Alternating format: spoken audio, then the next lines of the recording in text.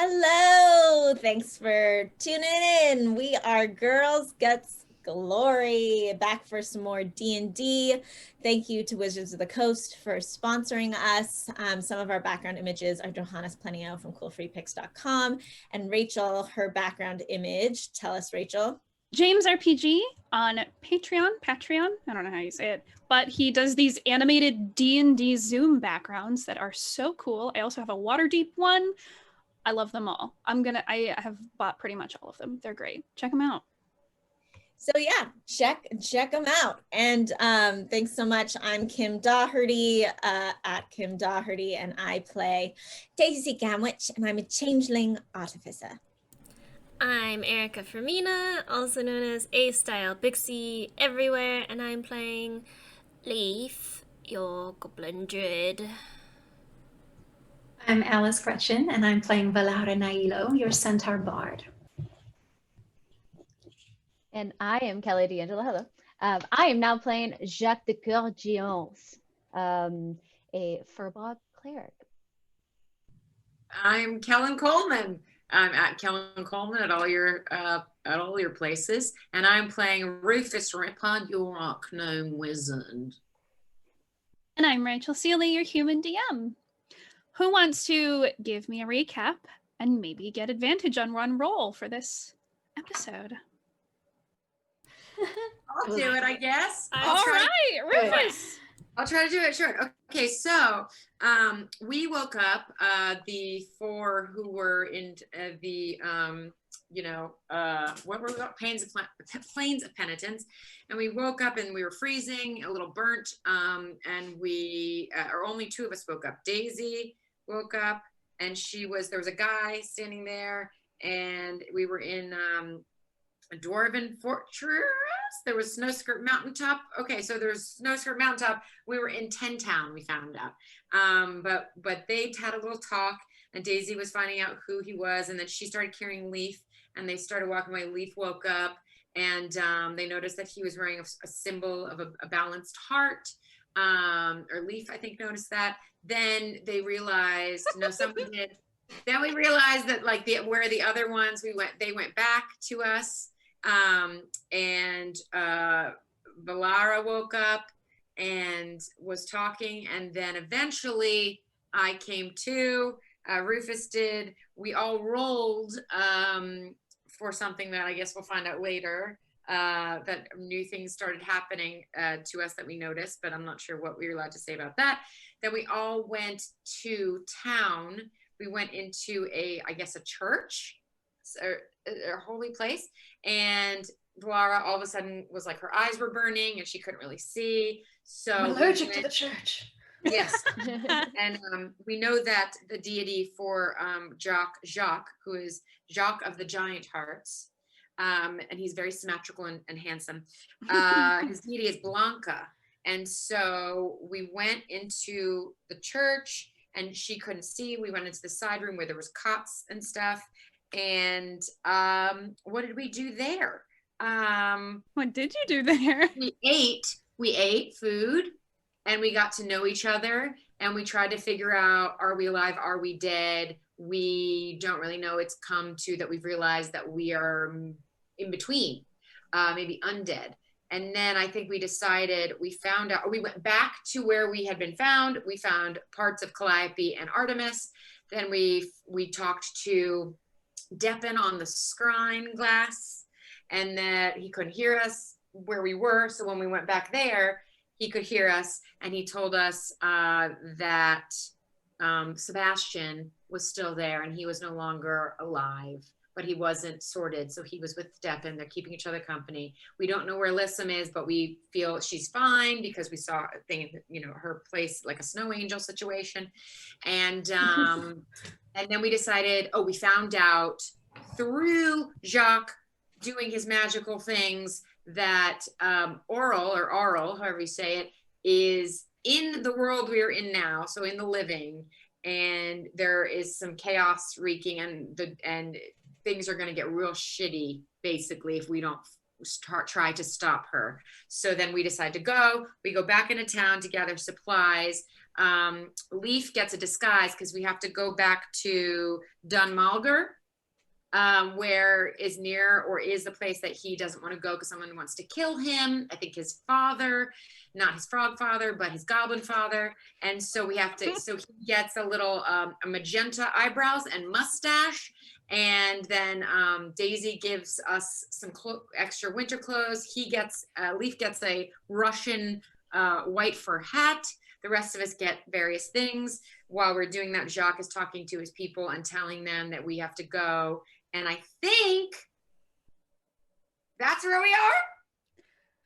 Yep. Okay. Most of that was from memory, surprising. Pretty good.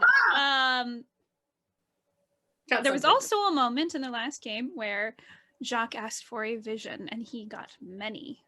That will be of import later.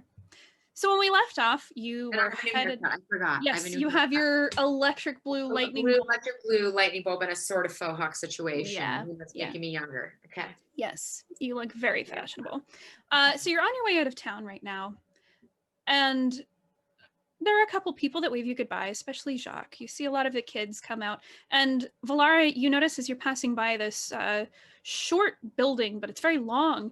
It has a very familiar symbol, and in fact, all of you recognize this symbol. It's a plaque with a gold flower on it, and you see there are some women in white dresses that have led the children out to say goodbye, and they're waving to you. Do I have a negative reaction to seeing this religious symbol? Because so the House of the Golden Flower is not technically a religion. Okay, cool. It's a secular nonprofit. Yeah. Okay. It's not necessarily about religion. It's a group that's kind of like Goodwill in a way, but for orphans. They're a Greenpeace. Okay. They just go around. So my eyes aren't burning or anything when I see the symbol. Okay. Oh, no, it's just familiar. Then yay. I'm happy and I'm beaming back at the little kids. Mm-hmm. They're very cute. And a lot of the women in white dresses are. No, the children are not. You notice it's mostly the adults that look uncomfortable when you pass. And some more than others. You see some clerics and a couple paladins that they see you're with Jacques, and they heard what he said in the temple earlier, but there's still something that they react to negatively, and they back away from you. It looks like they don't want any part of you. But you leave the town, step out into the snowy fields, and you follow what was a dirt path. You can barely make it out under the snow, but it's enough. And you start on your way to Dunmauger. And Jacques, you know it's quite a ways. On a good day, it'll take about 24 hours to get there. On a bad day, depending on if there's been a ton of snow in the pass, it'll take you at least 3. So who is at the head of the line? Who's leading the way? I would imagine it would be Jacques because he knows the way. I would want somebody with better perception and understanding of what's around them, but I would be right behind whoever the person navigating would be. We can't stand side by side. Yeah, you can. Okay. You're just in an open plain of snow outside. It's a little hilly, but so if somebody wishes to accompany me, I would not I would be most obliged. So I'm not the most perceptive, but I absolutely can. I can see pretty like well. I'm on Valara's back, I would feel. Probably. Oh yeah, probably me too, because I got little legs. Mm-hmm. Yeah, you'd fall behind the group. I'll say that I'm with Jacques at the front. Okay. And I'll say it would be very hard to work on making not Calliope, Artemis specifically while you're moving, but you can definitely make Calliope, who is smaller. Calliope is an infusion, so if I can do that, then I will infuse Calliope So I'll get her back in, and I think I can, my next long rest, I can remake Artemis. Cool. Calliope is this series of interlocking metallic plates, a lot like Artemis. So you have to put the actual body back together, but it's fairly simple. You did all of this very ingeniously without needing a lot of screws or things. All you need is to hook it into the right place. So you spend some time walking up there next to Jacques. Can I have the two of you make a survival check up front?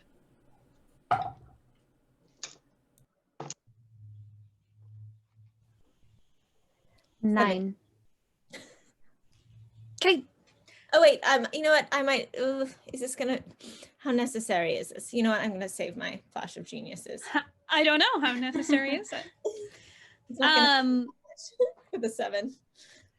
You get a little distracted, and Jacques, you get a little distracted as well, looking around, because normally around this time of year you'd see a lot more wildlife, you'd see a lot more flora, there'd be beautiful wildflowers dotting the hillside of all colors, you would see bright green grass on these rolling hills, and you'd see this beautiful summer sky approaching, and now you just see snow everywhere, in every direction, coating every tree, on top of every hill.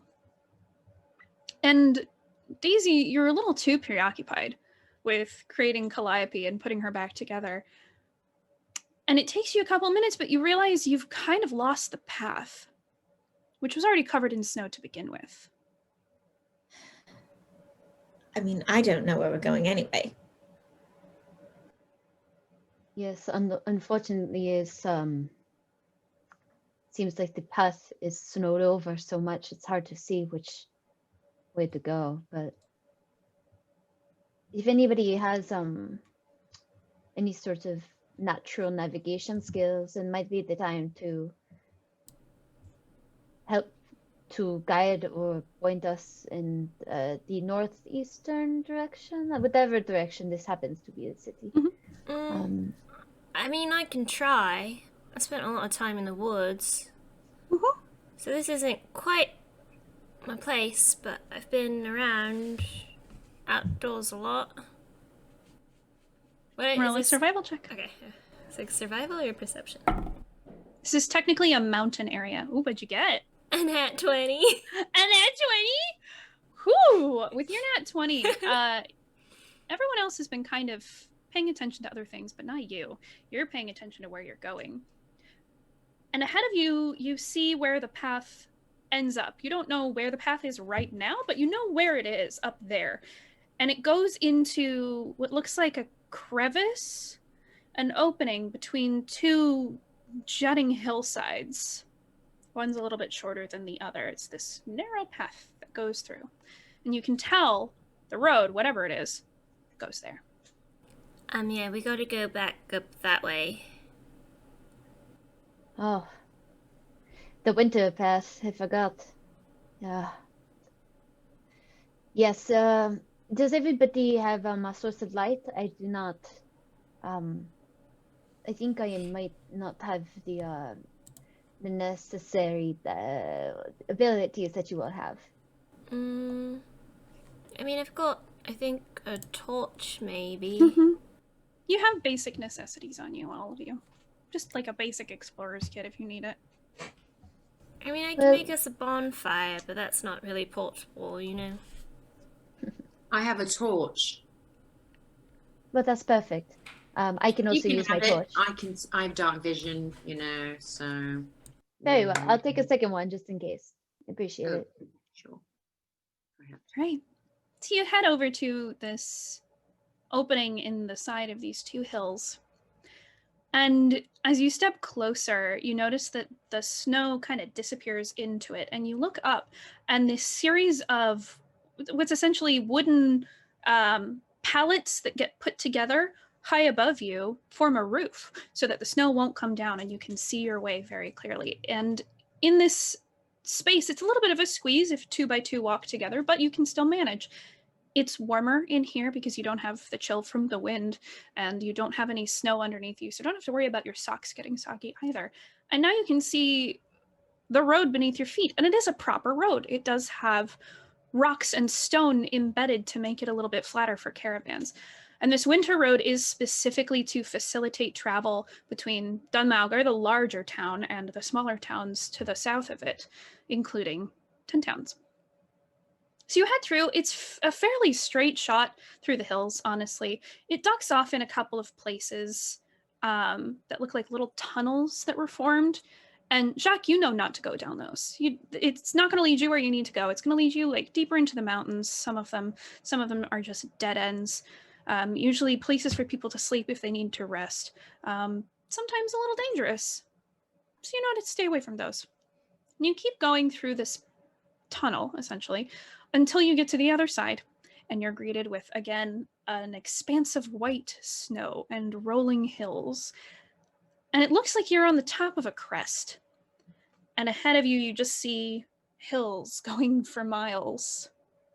You know vaguely which direction to head, but it's going to take you a while to get there. On the way to the town, is there anything anyone wants to do? Yeah. I keep casting Mage Hand on my hooves to give them more traction, so I have like little extra grippy hooves on the slippery snow. I love it. Yeah. Mage hoof, if you will. Mage hoof. Mage hoof. Perfect. Yep. You are not slipping anytime Especially soon. with the extra thing people I'm carrying. Mm-hmm. The other two party members, making Yes. sure they're safe. Yeah. Easy enough. Anybody else? I've just been working on Calliope, and I think Calliope's done now. So Yeah. She I would- breathes to life, and you see the little ruby. There's like a light that pulses in it when she comes to life. And Jacques, you see this in the palm of her hand. There's this little metallic hummingbird that's now moving like a real animal. Calliope, this is Jacques. Meet Jacques. Jacques is Oh, first. hello, little hummingbird. Oh, it's so beautiful. You have a gift with this sort of thing. Thank you. Yes, I'm rather gifted in tinkering. It is a hard thing to master, but I'm very impressed. I look forward to seeing this other thing that you found in the snow and what it does. It's quite large. Artemis. Yes. Oh, you will love her. She's a Oh, hippopotamus. Do you know what a hippopotamus is? is it a type of dance? No, it is a large, grand creature that lives in the Laura trots ahead. She's heard this. You can tell some of the other party members look like they've heard this before quite a few times. Yes, and Daisy continues on with all her fun facts about hippopotamus or whatever. As we Yeah. pass, Leaf is gonna try to get Calliope's attention. Mm-hmm. You do so. Calliope. She flits over. She just sits on your finger and watches. Set her on my hat. She sits there. Well, she goes right to the top of your hat and sits on top. I've read Well, about they're from sub-Saharan Africa, and You've never heard of Africa before. It's Daisy, this is all very interesting. Do you mind one moment if you hold your talk about the circumference of a hippopotamus's belly, and I just take and ask Rufus to sing a song or tell us a story about his adventures. Like just I'm not saying that that I'm that big of a fan, but I would be honored. oh, well, I'll tell you more about it when Artemis is here. She likes hearing it too. We love that story. It's great. You know, I have a song I'm working on about a hippopotamus. Just, you know, I feel like the name is going to be I'm hippo, are you hip too? Something like that. Oh my gosh, to be the beginnings of a master doing their work. Wow. I I just mean, it's, you know, it's in a day's life for me. But I'll take it out. So I whip around my guitar Mm-hmm. to start. just start strumming, just a little walking music.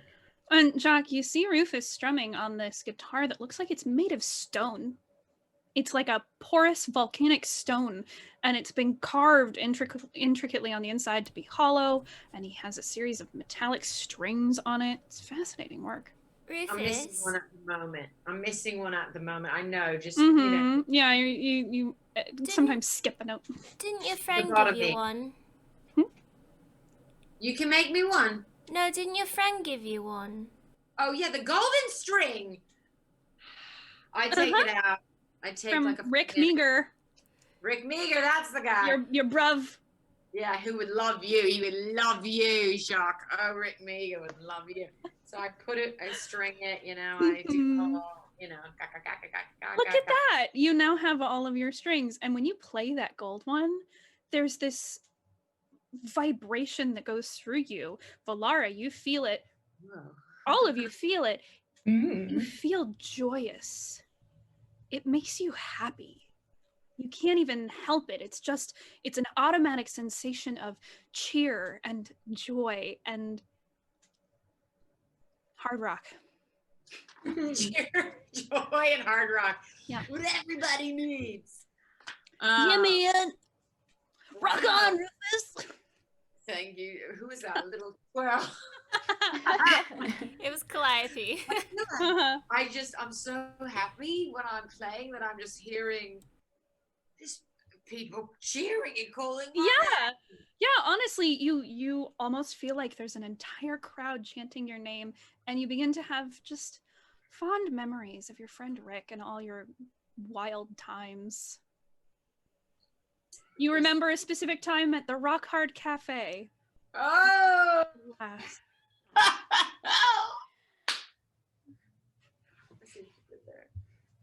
I love to rock hard and rip hard. If you know what I mean. And I just do one of those. Plays a great guitar lick. It's fantastic. This is just, I'm getting really excited. I'm getting really excited. So you have fantastic rock accompaniment for your journey. In the next few hours, you're just wandering over hillsides. And again, you manage to keep the general direction that you're going in. And thankfully, the music that Rufus is playing, with the help of whatever attachment this specific string is giving to his song, you all keep up a really good energy. And you don't find yourself exhausted or tired at all. You manage to go for about 10 hours. It's a long trek. And it's only by about the 11th hour, when you've passed yet another plain hillside covered in snow, it all looks the same, that you realize you probably need a break at this point. And your bodies begin to get tired. Unlike in death, when you didn't need to sleep necessarily, now you're feeling just a little bit of exhaustion. It's odd and comforting at the same time. The exhaustion of almost being alive. Oh, it's good to feel my hindquarters aching again. Yeah, it's weird that I never thought I'd miss the feeling of being tired. No. But it's like being alive. Yeah. It's very close. It's not quite there, but it's very close. Well, with everything in my physical form still definitely needing rest, even though I must say I am slightly envious of the fact that you did not have to deal with this sort of back pain that sometimes I have to deal with. But if we can find a place for some sleep, a safe location, do you all agree it might be time to keep our eyes open? Yeah, I can make us a fire when we find a place too.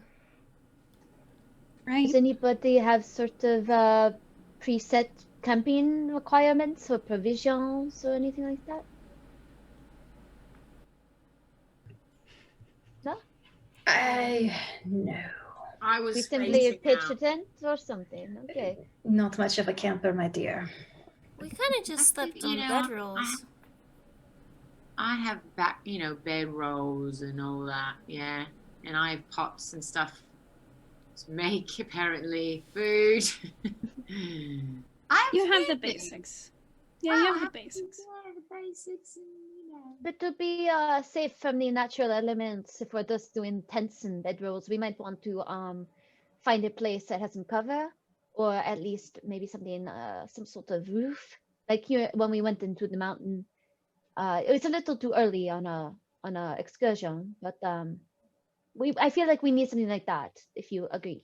Would you like Liam's tiny hut? Oh, if you got one of those up your sleeve, Rufus. I've never been able to have it yet, but I have it. Would you like me to use it? That sounds lovely. Yeah, we'll be protected and stuff, and it's a ritual. So, yeah. And I have my guitar out, and I just strum a specific special chord, and the 10-foot radius immobile dome of force springs into existence around and above you and remains stationary for the duration. Spell ends if you leave the area. All right. You find yourselves in this sphere that appears out of nowhere. It's like a giant bubble. You can see through it, but there's a shine to it. Like a soap bubble, it has sort of an opaquish opal coloring to it, and it catches the light every once in a while, but it's big enough that you can all sort of curl up a little bit. You're gonna have to pretty much lay on top of each other because it's only a 10-foot area, so you're gonna have to pile, but it is safe from the elements. You see the snow falling around it, not on top of you. Because I ate a lot of croissants. Well, unfortunately, my body takes up about half of the extent. I'm quite large. How do we sardine in this thing? Yes, you are comfortable sleeping with me. I will sleep outside if you prefer. I do not want to infringe on your territory. Well, let's see about the math. How tall is this thing? It doesn't say how tall. It's 10 foot. And It's like a Is it like a Yes. yurt? Like a 10-foot yurt? kinda, yeah. Just, Okay. but like a bubble. I bet we can fit. I bet. Well, I don't want you to have to sleep in the cold. Perhaps I will take up this half. I'm quite large myself. And if you take that, and then Daisy, if you, we could just stack. We'll be quite warm. We'll do a little, I'll be the little spoon. I'll be the medium spoon. Are you sleeping on your side? Because if you're sleeping on your like this centaur, I could sleep on your back. You know. So let me show you how I sleep. Rufus and I might be able to just sleep on top of Valara, Yeah. Mm-hmm. You're quite small. if that's all right with you, Valara. I don't Take it drool that longer. much. Oh, of course. So this is me sleeping. I don't know if you can see. Oh yeah, Right. lay it Yeah. out like that. Yeah, I'm just kind of like on my side, kind of. you're gonna have to curl your upper half in, Yes. because if you lay flat, your feet and your head are gonna be out of the bubble in the snow. Okay. But you can just like into a little croissant. If we're taking a long rest, I'd like to rebuild Artemis as well. You won't have the space to do that in here. You can do that outside. Well, when I'm done with my long rest, Okay. I'm going to step outside and rebuild Artemis. Okay. Valara, could you put your hooves a little bit more up, and then like your feet are digging into my back, but it's actually quite nice because that's where Oh, my I'm pain so is. sorry. Oh no, it's actually working out quite well. So just like make sure when we go to bed. Yep, right there. Thank you. In between the shoulder blade. Appreciate it. I'm You have like one kind hoof, of just- massaging. What's happened to your back? Why did you get a back injury? Oh, let's not talk about that now. It's again late. Oh, it's yep, sleep time. Okay. Sleep time. Okay. And you all managed to get a pretty good rest. It's a little uncomfortable, but not undoable. So you can all mark off a long rest if you ended up using anything, but I don't think anyone did. When you wake up, Oh, Leaf did. I did good berry, but You did I'm Goodberry. just gonna do that immediately anyway. Yeah, that's fair. Daisy, when you wake up, you are curled up kind of on the corner of the hind leg of Valara, which provided a pretty good slope for you to lay on. And you slide off a little bit and you pop out of the bubble and look around and try and find a good place to start to set up and rebuild your friend. I need you to make a perception check for me. All my dice have been so bad to me today. I know. They're all in timeout. Natural 1. Excellent. You find a place and you think, yeah, this is a great spot, and you get to work. It's not until it's right behind you that you hear something. A series of legs scuttling. When you turn around, you see a giant pale blue spider with many deep black eyes, and it's lunging to attack you. I need everybody to roll initiative. This spider is going to get a sneak attack. Are we still in my hut because it's gonna protect us? No, I had to get out. It will You're protect out. you guys. I just rolled another nat 20. Yeah, 20, me too. I rolled Okay. a dirty 20. Oh my god. Or those during battle. Erica, your dex. No. What's your dex? Excellent question. My dex is +3. And Rufus, what's your dex? +1. Okay. Leaf. Wait, then I rolled a Rufus. 22. 22 or 20 as well? 22. Okay. So but you're not going to a be natural 20. between Leaf and Rufus. Oh yeah, well I guess if we're adding the modifier, mine would have been 23. 23, yeah. Oh, And Rufus would be Right. 21. Yeah. Volara, you said you got a 20? Dirty 20 total. 30, 20? My goodness. Now I got a 9. And a The 20 9! is, and I'm a 9. All right. Jacques. I tried to write that J backwards for some reason. That's a little too hard, thanks to Valara's Yeah, honestly, it felt pretty good. All right. It is this first spider's turn. And it has a sneak attack on you. First spider. Mm-hmm. Oof. Interesting, isn't that? It's going to lunge at you and try and take a bite with its sharp mandibles. Did I manage to finish Artemis? No. You got like a couple of steps in. You didn't get that far, unfortunately. Actually, you know what? Roll a d20. No, not a 20. Roll a percentile. Give me that percentile die. Yeah, I mean, it says if I take a long rest, I can have Artemis. Does it happen immediately, or do you have to put her back together if she's been broken? It says you can rebuild with a long rest. So you'd be able to rebuild her now, but Mhm. you have to go through a process of rebuilding her. It won't take very long. It'll just take a couple of minutes, but you rolled a nat 1 on your perception, so you didn't see these spiders that were outside the bubble.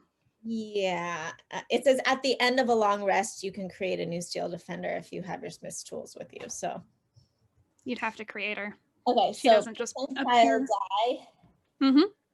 All right, let's see. I rolled a 10 and a 13.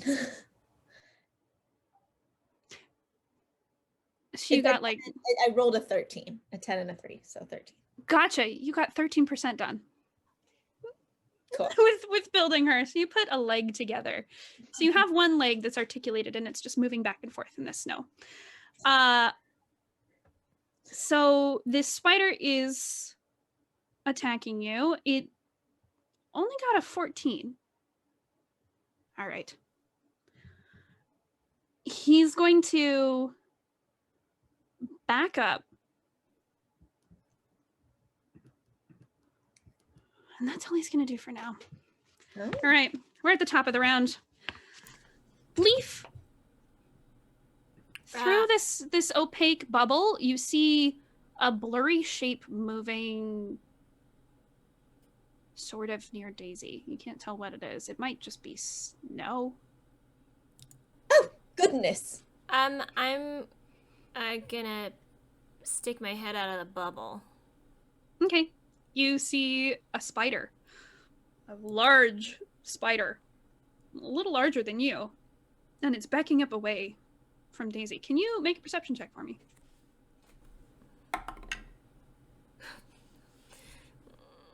I can. 6. Yeah, you see that spider. Okay, and did you say is it a large spider, or is it like Daisy size? It's large to you. It's a medium-sized creature. Okay, Leaf is going to panic, jump out of the tent, or out of the hut, dome, and use a wild shape to turn into a giant vulture. All right. This spider is about 15 feet away from you. Then I will 10 feet away from you, Daisy, just so you know. fly. I'll use part of my movement because I've got a 60-foot fly speed. Mm-hmm. I'll fly over to it. Mm-hmm. And wait, is my wild shape an action? I think it is. It is an action because I don't have combat wild shape. So, yeah, I'll just fly.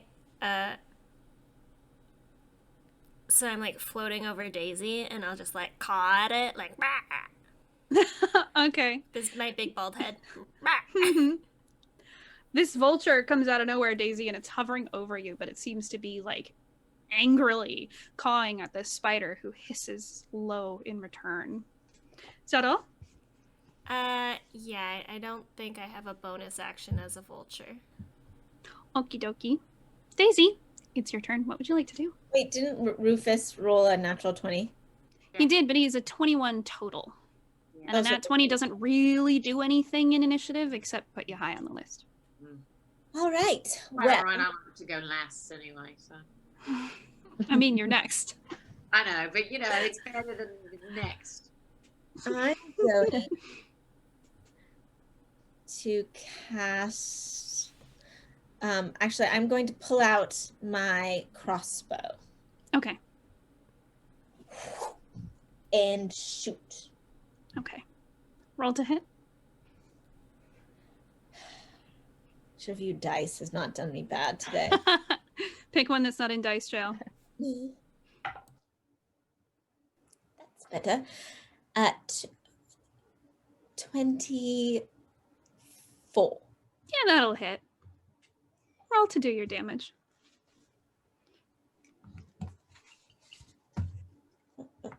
Where's my gauge? 8 points of damage. And I get a second attack, so I'm going to shoot it again. All right. 9. A 9 will not hit. All right. You shoot your crossbow, you said? Mhm. 2 bolts go flying in quick succession. One hits smack in the abdomen. It looks very painful, and it spurts out a little bit of its spider blood, but it ducks the next one ready after the pain of the first to avoid. And Rufus, it is your turn. What would you like to do? Great. Well, I'd like to I'm going to leave the hut. I'm leaving the sanctuary of my self-made. I loved it. I thought it was great. Thank you. You know, in my head, I'm just giving, you know, we don't have time, but I like quickly have a thankful moment as I step through and cast Chromatic Orb. All right. You step through and the bubble disappears. And there is now gentle snow falling on Jacques and Valara inside the bubble, or where it was. And I'm going to cast Chromatic Orb on a fire damage. Can you make a quick perception check for me? Oh.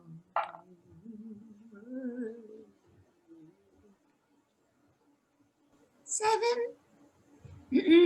7. Okay, yeah.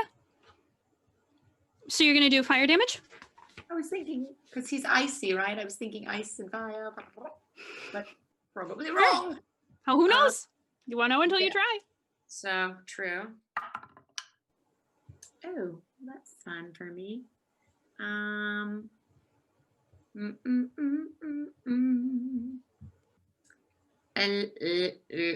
Wait, having problems. No, don't you just cast it? I believe it's a roll to hit for Chromatic Orb. It's Eldritch Blast that is one that you don't have to roll to hit. 11. Wait, is it, Alice? For Chromatic Orb, do you have to roll?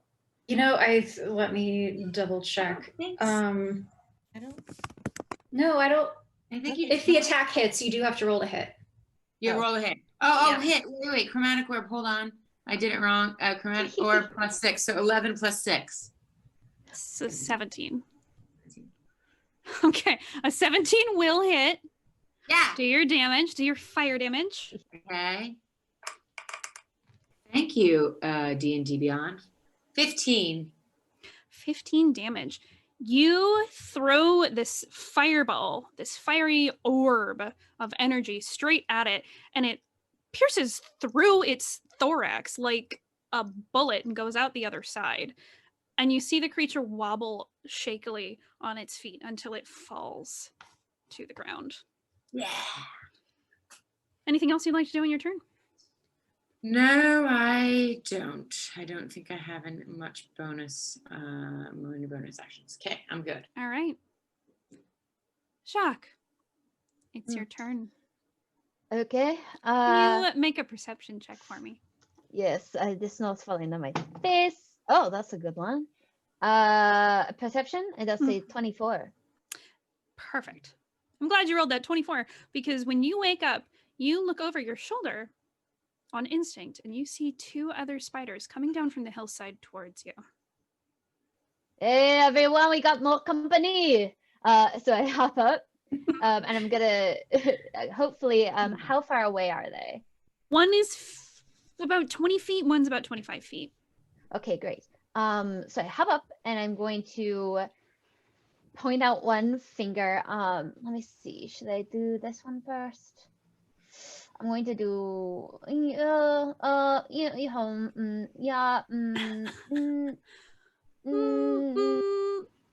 okay.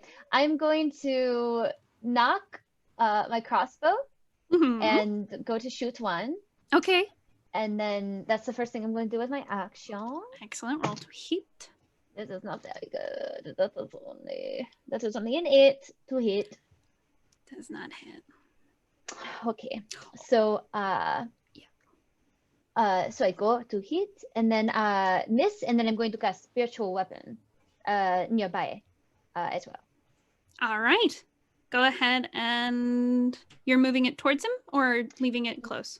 Yes, I want to try to keep it in front of me. And just like, because I can move it a bit on my turn. So whichever one's the closest, 20 feet away.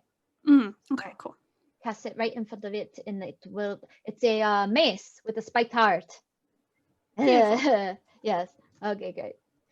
Perfect. So you cast your holy spiritual weapon. Oh, that is a 14? A 14 will just hit. Good. Très bon. All right, let's see. And the damage for that one, pretty good. It is going to be 11. 11 points of damage. All right, your spiritual weapon slams into the side of this creature, just like Thor's hammer whipping through the air.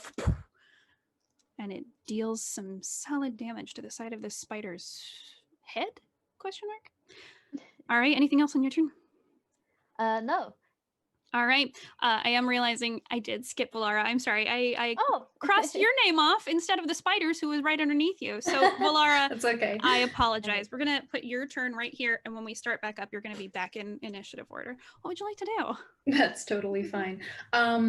Okay, so I am seeing the 2 spiders that are coming down the mountainside, and I would like to cast Bane on them. Oh, okay. So now they must make a charisma save, and when Okay. they fail, they have to roll a d4 and subtract the number from the attack roll or saving throw. Okay. And then with my bonus action, So one got a 16 and one got a 3. Okay, so the 16 beats my 15. Okay. But one of them fails and is baned. Remind me what Bane does for this poor spider. Yes, so whenever the target fails a saving throw on attack, so before the spell ends, the target must roll a d4 and subtract the number rolled from the attack roll or saving throw. All right, nicely done. Anything else you'd like to do on your turn? Yes, I would like to give Daisy bardic inspiration. She got sprung upon. So you get an extra 1d8. Perfect. All right. It is now one of the spider's turns. The spider that is closest, the one that's about 20 feet away that got hit with the spiritual weapon, is going to move forward. And Jacques, since you're the one that hit it, it's going to attack you. And it is unfortunately the one that succeeded on its bane. It is going to curl up its body so that its thorax is pointed towards the group while its head is still up, and it's up. It extended its legs so they're straight and it's very tall. And from this thorax comes a web shooting right at you with a 17 to hit. Oh, that hits, yes.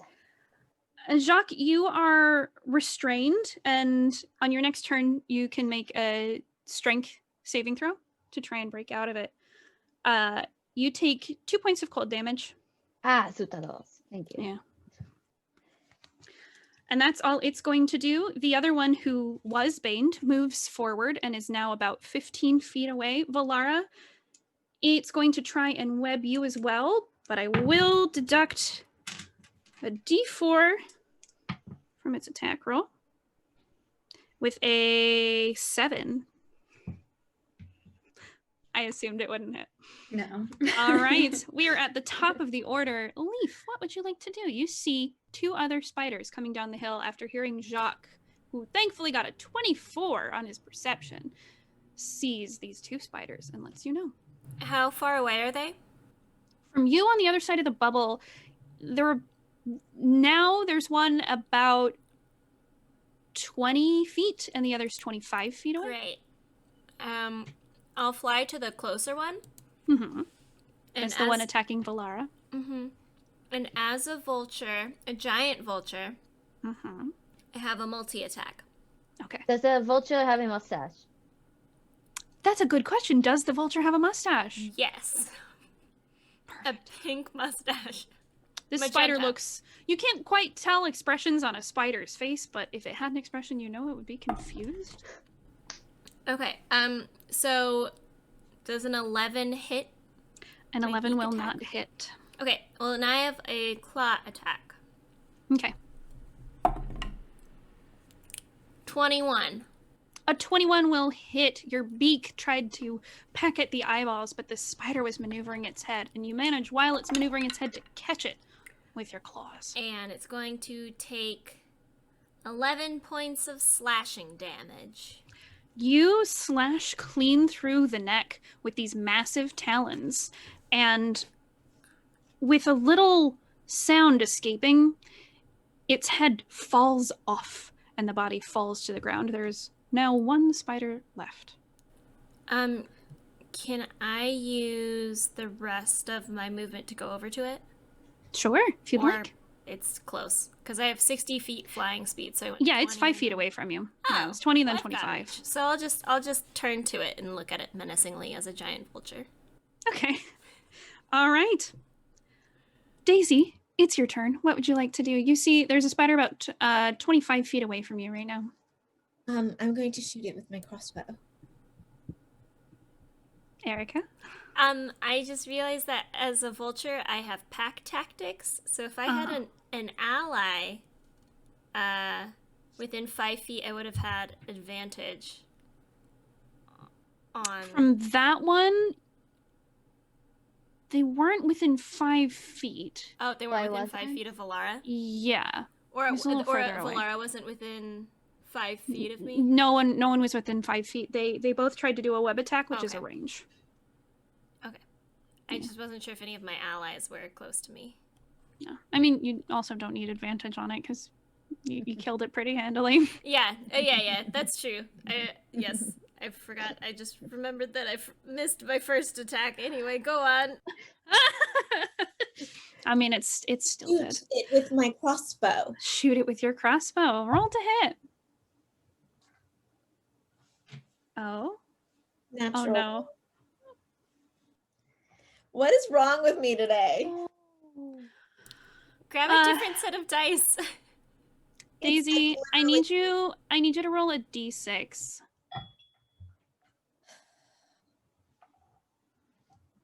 Four. Valara, an arrow goes flying from behind you, very obviously off course, and it sticks itself into your side. Daisy, how much damage does your arrow do? Oh dear. Oh. Oh, good. I rolled a 1. Okay. 4 points of damage. You take 4 points of damage as this arrow comes out of nowhere and just slams into your flank. I'm sorry. You're welcome for the inspiration. I couldn't do anything. Okay, I'm going to use my second attack and try and actually hit it this time. All right, roll to hit. That's a natural 20.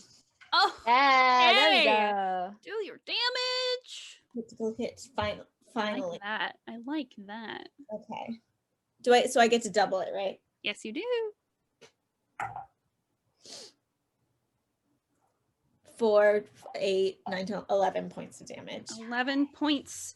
You shoot this arrow at this last spider who is hissing violently at all of you. And it takes the hit right across the back. But it is still standing. And with my bonus, I'm going to send Calliope over there to attack it as well. Sure. What does Calliope have for an attack? I've never seen her attack. She's not the strongest, but she can. Mhm. She when Artemis isn't around, she can do a Mhm. She's little the bit. backup. It's a ranged weapon attack. She just basically like Yeah. goes at them with her beak. Okay. So Roll to hit with Calliope.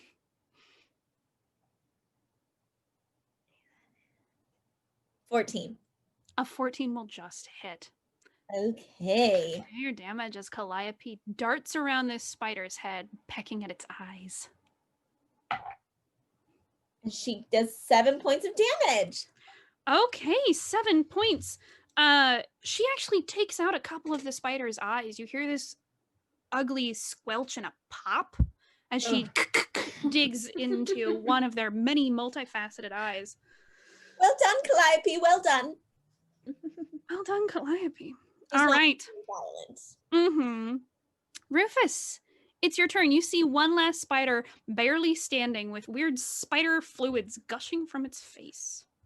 Well then, I want to do. It looks like it's barely standing. I was barely standing. Barely. I mean, can I do poison spray? Sure. It's a con. What is the range 14. on that? Because you do have a friend that's basically right on top of it in the shape of a giant vulture. Never mind. I want to make sure you would know that The vulture you didn't fly away. Yeah. Well, then how am I supposed to do anything? Well, if you have like a chromatic orb, that's not an area effect. The Why, thank poison you, spray Gina. is a spray. Yeah, so just look at like if it says it's in like a radius or a cone or something, then you're going to have to pay attention to what's nearby. No, but the orb is like is it like of this? It's a Or is one it- orb. I thought it was like an orb, but it's an orb. No, yeah, it's like a I mean, I've read it before. it's not a it's like a All right, we're going then. We're DM going speak. with another chromatic orb. Level 1. And we have 19. To hit, yeah. Yes, and we roll. Roll your damage. It says 9. All right. Will you describe to me how your chromatic orb kills this spider? Well, my chromatic orb, I believe it was blue before. It was fire before. Yeah. Oh, I didn't specify, so I'm going to say it's the same then. Yeah, Obviously, because I forgot to specify this time. So then I guess it would be of a red orange. And because of my new haircut, it just takes on the spirit of, like, when it hits, you see the lightning bolt sort of like because it knows that I'm rocking hard with it. Purely aesthetic, but yeah. Purely aesthetic. It means nothing to this, but it's just my spirit has engaged with it. Yes, and of course. It hits that spider hard. Yeah. I guess, right? Yeah. You all see this orb of fire trailing these electric blue lightning bolts in its wake go shooting at this spider, hit its side. It's enveloped by the flames that dance around its body, and it falls to the ground, dead. And we are all out of initiative. Nicely done.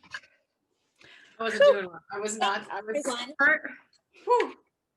What do you say? I said thank you, everyone, for having my back. Well, you're welcome.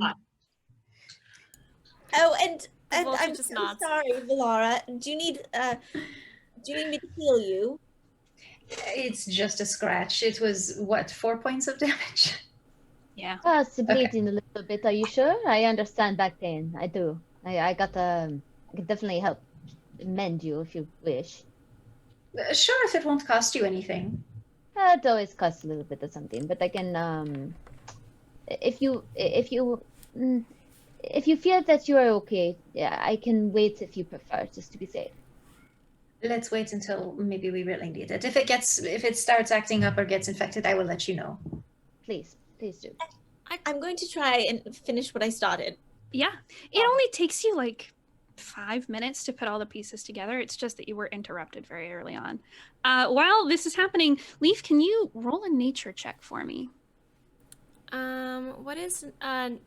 Would I be using my vulture skills as a? Are you staying as a vulture? If for now. Okay. What is nature? That's intelligence? Yes. Yeah. Yeah. Our resident druid would know.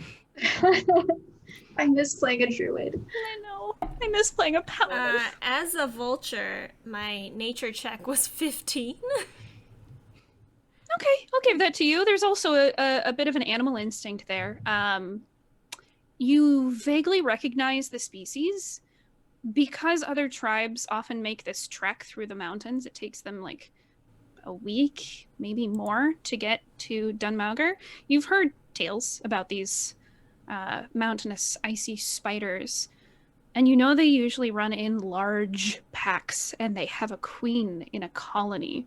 So you know it's probably not best to linger here long, lest you find the rest of them. Yeah, I'll sort of like flap my wings, just be like, ah, rah, and like head motion to like, let's go. Yeah, you all pretty much understand what that is. I can, as a vulture, I think I can carry 225 pounds. Mm-hmm. And so I can like duck down and like motion for a couple of people to get on my back. Leif, not only are you a man now, but you're quite a beast as well. I'm proud of you. Strong man. And I get on. It's not common that I see vultures with any sort of fur on their face, but that really does look good on you. It's a very debonair facial feature. While you're up there, let us know if you can see the path clear. You can help navigate us. Jacques, and this is Artemis, by the way. This is my hippopotamus that I was telling you about. You see a giant silver metal hippopotamus with different plates that interlock like armor, and she has tiny little eyes that sort of zoom in and out of focus like a camera lens, and there are little rubies in the center for her eyes. One of them is a slightly different color because it's been replaced. I have a feeling where we are going, you are going to get many questions on this thing. Oh, well, you know, I have many, many answers to questions. Yes, I think they're going to like your hippopotamus or whatever you call it. I love it. I love it. Hippopotamus. I look down at Calliope, who's in my hand, and Calliope is just like licking the spider blood from her mouth. Like she has a lust for blood now that she didn't know about. Because she hasn't really been a fighter, but I'm like, okay. Okay. Are you muted, Rachel? What? I was. I was saying, oh, we've created a vampire bird now. She's got the bloodlust. She's ready for a battle. Ooh. All right. We'll see how that affects things. Should we take a quick little break? Is this a good spot for a Yeah, this is a good spot for a break. We'll be back. Take a little bio break. Get some water. Bloodlust right. hippopotamus. See ya in 2 minutes.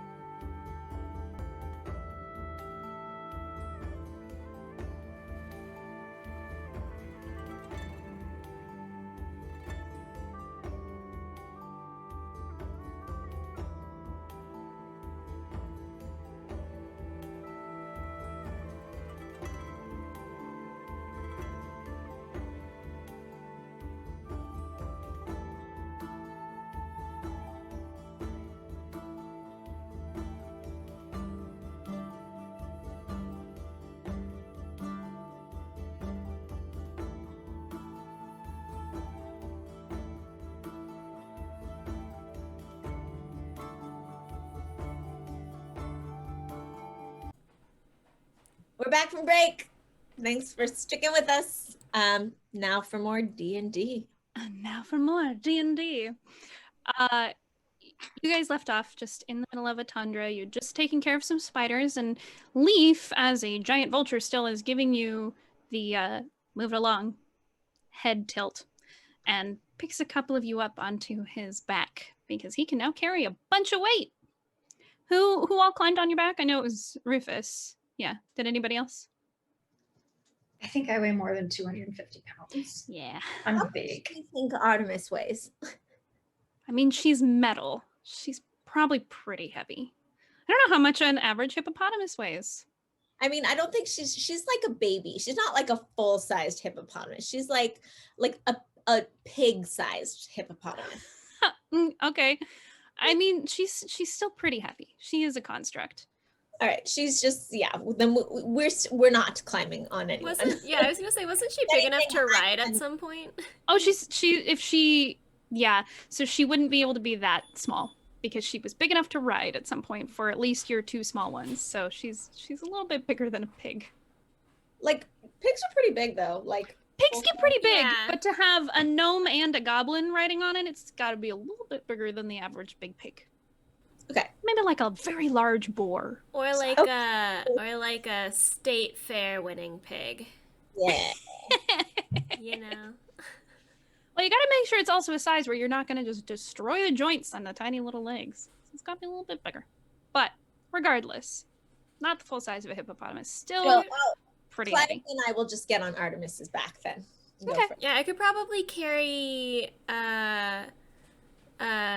Jacques and Rufus if they wanted to. Walk is a giant. Jacques is a giant. Jacques is about 7 feet. Do you know how heavy Jacques is, Kelly? I'm Yeah, quite that's fair. large. Solid like 200 pounds at least, Mhm. just thick, maybe even more. He's a thick boy with 2 C's. Then maybe I couldn't carry Jacques and Rufus. Yeah. You'll just take Rufus, probably. I'll just take Rufus. We'll go for a little flight. Yeah. Okay. So you head forward, and Leaf, as you're high up, you're able to see where this path goes, and it's a lot easier to find now that you're on the other side. You can tell a lot of the snow built up on the road on the opposite side of this tunnel that you went through because it was buffeting up against the hillside. But now you can see this stone road, and it looks like it's been cleared a little bit on this side as well, maybe a little bit heavier trafficked. And you can see up ahead where this dark stone road in the middle of this stark white winter wonderland matches up with another road coming from a different direction, and then another one. And they all kind of blend together, 4 or 5 different roads, until they become one giant road that you can see extending off into the distance. And by the side of the road, there are a couple of wooden shacks that are places where you can stop and rest. There's some hay outside for horses or whatever animals are carrying things. And you pass that by. A couple more hours pass, and in the distance, through the snow, you squint because you see a large dark shape. And the closer you get, the more it becomes a massive fortress. It's an entire town, but it's been built to look like one giant fortress. You can see the stone battlements from here, and you see lights floating around on top, presumably carried by someone as they make their rounds. You see lights planted outside, and as you get closer, you start to hear the sounds of a large city. You also see beautiful, brightly colored banners laid out, and it's a welcome, cheery sight in the middle of this winter landscape. As you get close, there's a big drawbridge that's been lowered for a lot of the midday traffic, and it is about noon at this point. And you see a couple of other people in caravans, some traders, some travelers, some people coming back home that meet up with you.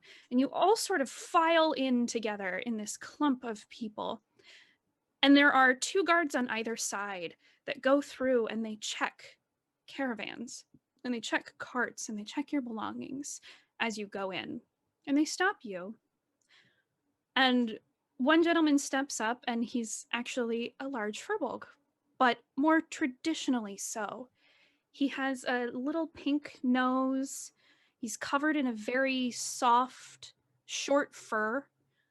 It's a white around the eyes, and then it gets brown the further down it goes. And he has these little ears as well, furbolg ears. And he smiles at you, Jacques, and nods, seeing somewhat of a companion, and looks to the rest of you, and he says, "Well, hello there. Welcome to Dunmauger. You mind if we check your belongings before you go inside?" Do not mind at all. Are there any sort of unacceptable items that you are checking for, just so we are aware? Well, yeah, you know, we're checking for specific fruits and things that are not allowed in the country, things that would be invasive species. Not that it really matters right now because, you know, everything's kind of dead outside, so it's not like something can grow and be invasive, but just in case, you know? Well, that's good to know. Yeah. So everybody's aware. And then, so I put my belongings on the table. Okay. How As you long? do so, he just keeps talking to you. Leaf, have you descended, or are you still floating I was above? about to ask how long we've been traveling for. It's been a couple hours. Okay, then I'll land and I'll turn back and join the group. Okay. Well, so you did that before you approached. As he's checking your belongings, Jock, he's going through kind of like the line at Disneyland where they're checking your bags. He starts just rambling. He says, "Oh, sometimes people like to bring eggs in that are not allowed. Sometimes there are some giant spider eggs, and sometimes there are other kinds of eggs that people bring in because, they just want to see what it's like to have a pet. And then their pet goes wild, and by the end of the night, it's killed a whole family. So we want to make sure people aren't hurting themselves accidentally, because sometimes that can happen." And he just starts to go on and on and on, and finally he's checked your bag and he gives it back to you, but he's continuing talking about this when he reaches out for another bag, and he goes through all of your belongings, and at this point he's talking about some festival that's going to be happening and how excited he is about it. It's some like spring festival, but it's very odd because there's no spring to speak of, but they're still going to celebrate it. And at this point, you all know you're done. You can walk in, even though he's still talking. Daisy, however, completely fascinated by everything that he's saying, and she's asking multiple questions about every little detail within his story. So, of course, yeah, just to make that the people behind you in line are tapping their foot and getting very irritated, but he's answering all of your questions very happily and telling you about how this festival is actually very cool because it's to one of the deities in town that isn't necessarily a deity. She was very beloved a long time ago.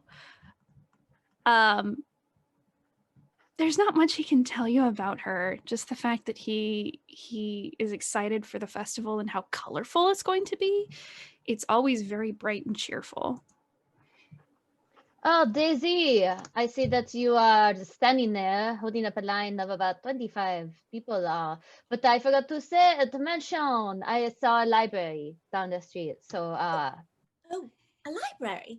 Oh, yes. well, it was very nice to meet you, sir, and I hope that we'll get to chat again because I thoroughly enjoyed it. But I hear that there is a library down the road. And Oh, yes, and he starts to tell you about the library. Oh, I love libraries. Oh, do tell me And more. then I just whispered to Valara, I was like, I just made that up. I was just trying to get her away from the front. I didn't know that there was a real library here. It's a large library. Leaf will straight up walk up to Daisy and like tug on her jacket and be like, "I think we gotta go." All right. Okay. Well, goodbye. Oh, okay. Thank you. Enjoy your stay in Dunmauger. Bye-bye. Well, he waves you on, and you head into the town. The town is massive, and it's incredibly well manicured. It's all very elegant. It's definitely a town that has a lot of money. Even the poorest person here has a very well-kept looking house, especially, or at least on the outside. All of these houses are very Tudor style. They're all done in very dark wood, dark colors, presumably to stand out in the middle of the snow that does happen here in winter. There's beautiful topiaries and hedges all along the walls, and it looks like some of them are being kept alive by magic so that they will be around year-round. There are a bunch of brightly colored banners, and you see children of all kinds putting together these little paper garlands that they've cut in the shape of rabbits, and they're stringing them up in a bunch of the windows. A lot of things are pastel. You get the sense that people are preparing for some kind of big festival, although your friend at the gate couldn't tell you exactly what that meant. Where are you going? Well, I know that we are supposed to find somebody here. I don't really have the details of the person in the vision that I could sense. But do any of you have an inkling as to perhaps would you be okay with going to a church or some sort of a place of worship in order for us to get more information? I wouldn't oppose to you going, but I personally would like to find this library. So perhaps some of us can go to the place of worship with you, and perhaps some of us can come with me to the library. We'll do our own. But what if, the library is just a metaphor for, like, maybe there was like a fire or something, and the library is not around anymore, and you should not get lost in the library. You seemed, I have to be honest. Your inquisitive mind in nature is one to be revered. But will you get lost in the library and then never return? No, we've been to libraries before, and she's here with us now. Okay, Yes, good. Libraries and returned before, so I don't have. Well, that is impressive. Okay, you seem very into it. I don't know. When I get passionate about something, it's hard to pull me away. So I was making sure you're okay. Yes, I'm fine. Anyway, I've had friends lost before. I don't like losing people. It's a thing. Anyway, I should go. All right. So who's going where? Wants to come with me to the library. I'll come with you to the library. I'm not feeling so spiritual these days. Understandable. I mean, I'll go anywhere, so I might as well go with Jacques. So, get in touch with my higher self. Leaf might go with Jacques as well. I feel like at some point Leaf might have had a deity. I don't remember. I'm gonna look through my backstory. At some point. Yeah. So you split up and you on your own time sort of ask around trying to figure out where these things are. And you both find directions to the library in one case and one of several temples in the other case, the larger one. We're going to go with Valara and Daisy first. You find your way to the library, which is in the center of these two roads that meet in town and then cross, and there's a triangular shaped building that's very large, and it has these massive pillars, and it extends up for about 3 stories. And in the windows you can see people sitting at desks and reading, and you can see behind them rows and rows and rows of books. I love the smell of a library, Valara.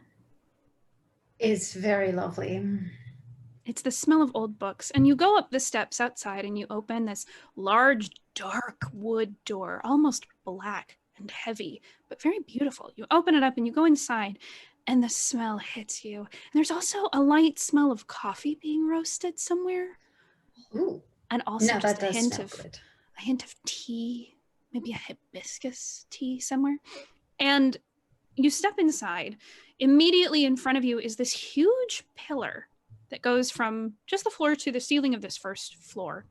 And it's carved into the shape of many books. And they each have a name on the title, or on the spine of it. And they each correspond to books that, I mean, Daisy, you've read most, if not all, of the books that are listed here. They're all classics. You know, your D&D Shakespeare's and your D&D Walden and things like that.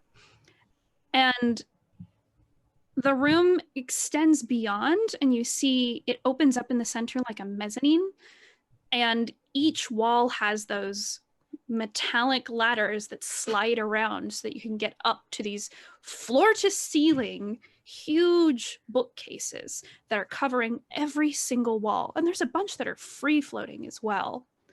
And they're all massive, magnificent. I tried to combine those two words, and they truly are. Each piece of wood in here has incredibly intricate detail carved into it. It's almost excessive, and it's highly elegant. Where do you start? I would like to read a bit about the history of this town and also this festival that is approaching. Is there a librarian or someone I can speak to? Yeah, you see a couple of people behind a large desk. It's a rectangular dark wood desk, and it has lions and hippogriffs carved into the front of it with all these like leaves and fleur-de-lis and decorations. So every inch of this wood is covered, and it's just a square or rectangular desk that has a little thing that lifts up so people can get in, but there are people talking to them from all sides. You can manage to get in.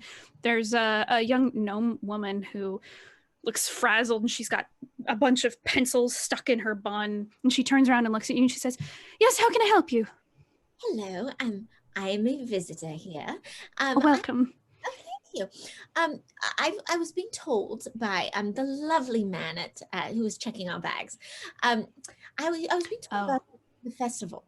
Do you have any books on this upcoming festival? And also, perhaps, do you know anything about what's going on in with all this ice? And Well, no, I don't quite know what's going on with the ice, but I can definitely get you information on the festival.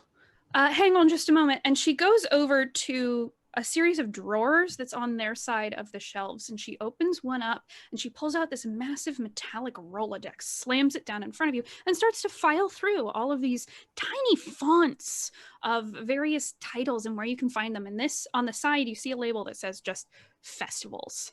So each book listed in this Rolodex, thousands and thousands of names, is about festivals. And she finds one and she pulls up the card and she says, "Oh yes, you'll go to the left and you'll go up there to the second floor, and it's going to be the section on your right if you're facing this way, and you go up there. You're going to go to the third shelf from the bottom. I believe this one's like 17th or 18th in, under the name Jameson." oh, and thank you. Jameson. Jameson, yes. The title is Festivals and Practices of the North. Oh, and what is your name? Oh, Tina. Tina. Oh, well, Oh, no, thank- it's just Tina. I just said, "Oh, Tina." Oh, Tina. Yes. Thank you so much for your help. Valar, is there anything you want to ask her while we have her here? Tina, is there a cafe in this library? Oh, yes. Second floor in the back left corner. Okay, I'll go there and I'll meet you at the Book of Jameson. Will you perhaps get me a tea? Caffeinated or decaffeinated? Caffeinated. And also a croissant. Of course. Thank you. So you both head into the main area of the hotel, or not the hotel, the library, past this little foyer where the desk was and where this giant pillar was. And it opens up above you, and you see way above you there's this glass domed ceiling that lets in a bunch of natural light. You can see some snow piling on top of it, but it slides off. And you both go to the far right side, and there's a staircase that shoots straight up. And Valara, it's actually big enough that you can go up it with ease, and people can go down next to you, and you're not squished in there. And Valara, you head over to this quaint little cafe off in the corner, and they pass you off a lovely cup of coffee and a hibiscus tea, and also a croissant. Oh, wonderful. Thank you very much. Is the hibiscus caffeinated by any chance? This very harried-looking, tired-looking tiefling nods and says, "Yes, that one's caffeinated." Thank you. Merci. And I leave some copper pieces. Okay, he swipes them under the desk. Daisy, you head over to where you're trying to find this book by someone, Jameson, and you find it pretty easily. Tina gave you pretty good instructions for where to find this book, and you crouch down and you pick it off the shelf. And it's a large book. It's not a tome, so it's not like you have to carry it like this, but it is a solid chunk to be able to read through. Are you going to go find a desk or something to sit down at and read? Yes. Okay. You go find an unattended desk and you sit down for a nice read. And Valara eventually joins you and gives you this very fragrant hibiscus tea. Where I'm from, hibiscus tea is decaffeinated, but he insisted this was caffeinated, so I hope it will do the job. Smells like a black tea and black and hibiscus. That must be it. Perfect. Lovely. It is rather pungent. So you read through this book and it takes you a while. Flora, are you doing anything while she's reading, or are you just chilling? Yes, I notice a book off to my right. It appears a child left it. It's like a comic book. Mm-hmm. So I am perusing the comic book. Let me know if you find anything useful. I'm just... Oh. Yeah, you find this fantastic book about a young orc boy who somehow gets the powers of a spider, and he becomes a vigilante fighter for justice. This will be such a good story to tell I believe I keep feeling like I have children in my life, but I can't remember. I don't think they're mine. You vaguely remember the Flower of the Golden Sun where you used to work. You don't remember details, but you know it's familiar. You know you stayed there for a long time, and you know you helped. Okay, I'm just gonna focus on like loosely memorizing this story so that I can tell it to my kids when eventually I get back home, if I ever get back home to my kids. Perfect. Very sweet. Daisy, as you're reading through this book, you read an excessive amount of information, but eventually you come across a spring festival. It's called the Festival of New Season, and it's all about this goddess who wasn't once a goddess. She's almost a martyr figure, who is famous for her warmth and compassion. You see an image of a Furbolg woman, soft white fur, white features, this cascading white hair, a little pink nose, pink eyes, tiny pink lips, and long, almost rabbit-like white ears that end in a dusting of pink as well. And she wears a very sad expression. She has tiny little eyebrows, and they just look so forlorn, but she's smiling as well. The goddess, who was once just a mortal, was named Morna, and she is the goddess of children, animal companions, and warmth. The festival is a celebration. She often gives good luck to children who are studying or ask for favors, and she looks after the animal companions of people who ask. She is often associated with new seasons and new growth, young buds, and her symbol is a rabbit inside of a wreath. So the festival is all about her. It's lots of nice soft colors. It's a kind of a Children's Day festival. A lot of the activities and things are centered around them.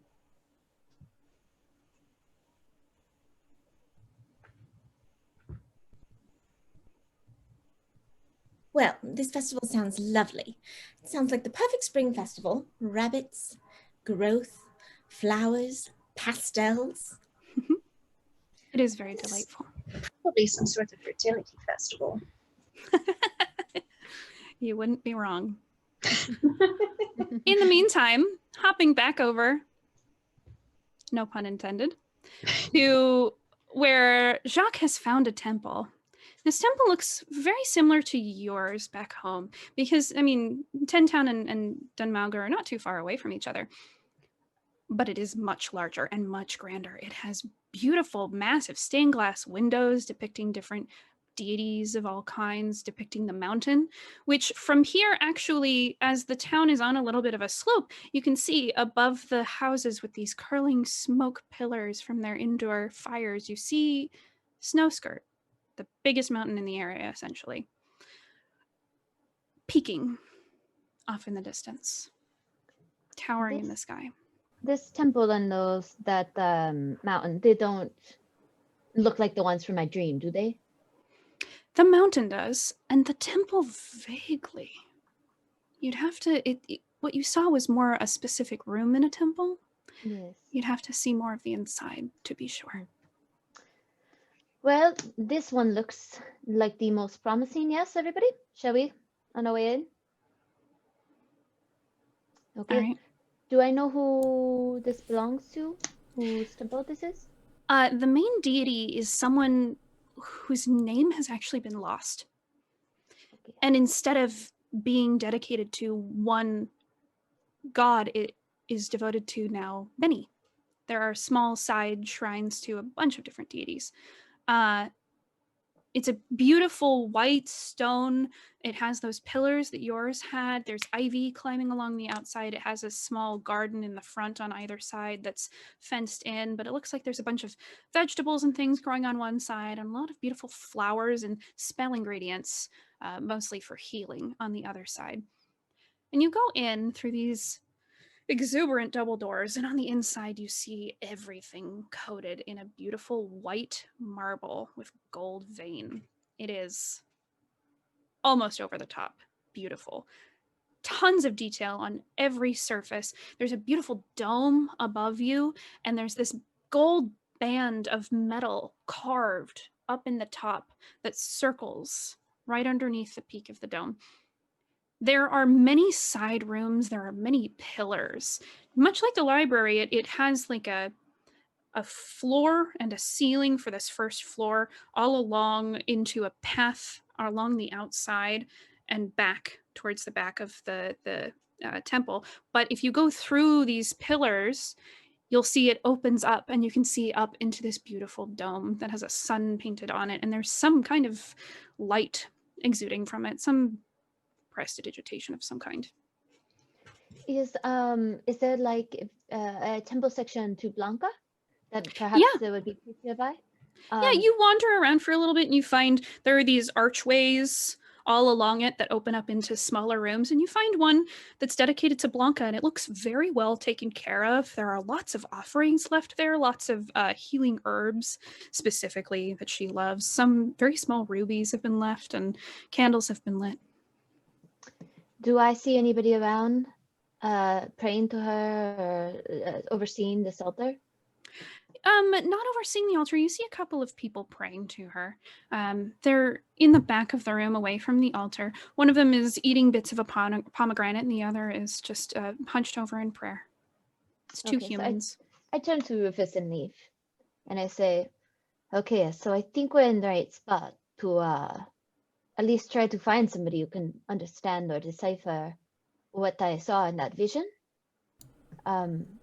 There were a couple of things that pointed me in different directions, but in order for us to understand or know where to begin, I think somebody here must have the answers. So I think the three of us perhaps should scout around, see who piques interest or seems to have a position of power or information, and maybe just ask. All Just right. walk around looking like we are in the seeking something.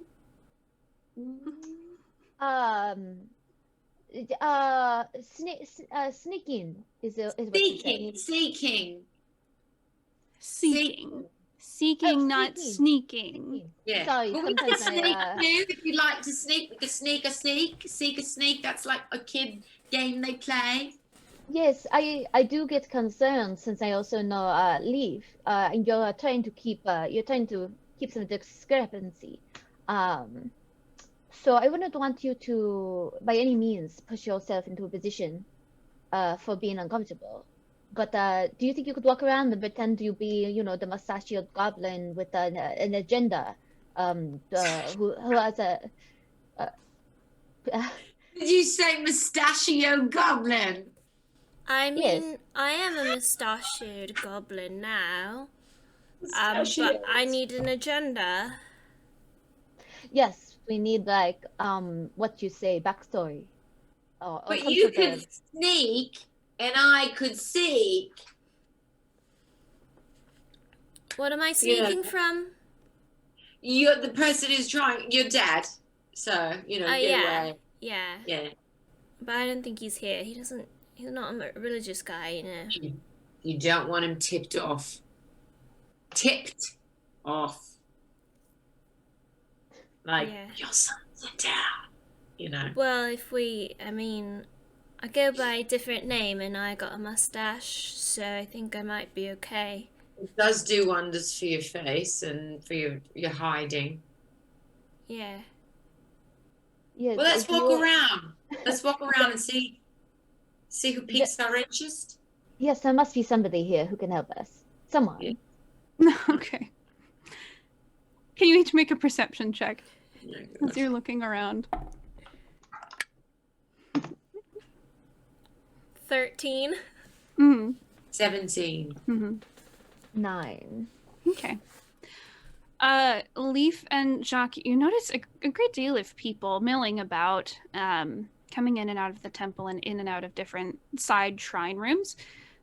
All of them look very well dressed, very well taken care of. No one looks to have an illness either, thankfully. It looks like a city that has a lot of means somehow. And that's reflected in the life of their citizens. Rufus, you are looking around trying to find someone who stands out. And in fact, you do. This very tall woman walks in. She is almost as tall as Jacques, a little bit shorter. She is dressed in an elegant gown and she has a heavy fur coat on. A very pale, purple, silky gown. And she is built. She's got a lot of muscle on her. And you can tell, even from this distance, that she has some cuts on the side of her face. She's a woman that has been in battle. Her deep gray hair is piled onto her head in this beautiful bun, and there are tiny little pearls that are set into it to give it this extra feel. She's wearing just a faint amount of lipstick and kohl on her eyes, and she has 2 huge tusks, and each is capped with a little bit of gold and has a tiny diamond. Her green skin is dark and a little wrinkled, but age has only helped her. She's a beautiful orcish woman, a little intimidating because of her beauty and because of the fact that she has a gigantic sword strapped to her back. It is massive. For even a regular-sized person, it would be hard to lift, even with 2 hands. She carries herself with a grace that makes everyone turn around and look at her. And you hear a couple of people come up to her and start speaking to her with respect, and they call her Knight Captain.